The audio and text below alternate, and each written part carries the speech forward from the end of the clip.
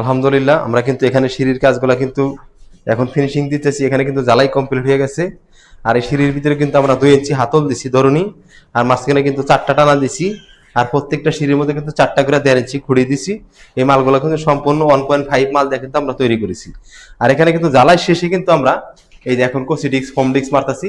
তারপরে কিন্তু পরিপূর্ণ আবার যখন কোসিডিক্স ফোম ডিক্স মারা হয়ে যাবে তখন কিন্তু আমরা এগুলো পালিশ করে দিব। তখন মনে হবে যে একটা পাইপে ব্যান হয়ে নিচে নেমে গেছে। তো নিচের কাজগুলো কেমনে কেমনে ফিনিশিং দিচ্ছে সেগুলো যদি আপনাদেরকে আমি দেখাই, এই যে দেখেন এই মোচরগুলো কিন্তু প্রাথমিক ফিনিশিং দেওয়া হয়ে গেছে ইনশাল্লাহ।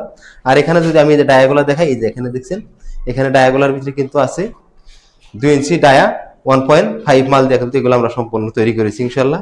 তো সিঁড়িটা আমি যদি নিচ থেকে উপর থেকে একদম শেষ পর্যন্ত আপনাদেরকে দেখাই, একদম আবার নিচে কিন্তু আমরা খুব সুন্দর একটা মেন পোস্ট দিছি।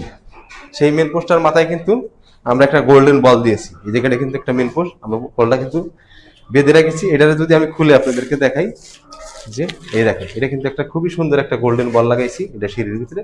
যারা এই ধরনের নিত্য নতুন সিঁড়ি বানাইতে চান তারা কিন্তু অবশ্যই আমাদের স্ক্রিনে দেওয়া যে নাম্বার আছে এই নাম্বারে কিন্তু আপনারা যোগাযোগ করুন। যোগাযোগ করলে কিন্তু আমরা সারা বাংলাদেশে সিঁড়িগুলো তৈরি করে থাকি ইনশাল্লাহ। আসসালামু আলাইকুম ওয়া রাহমাতুল্লাহ।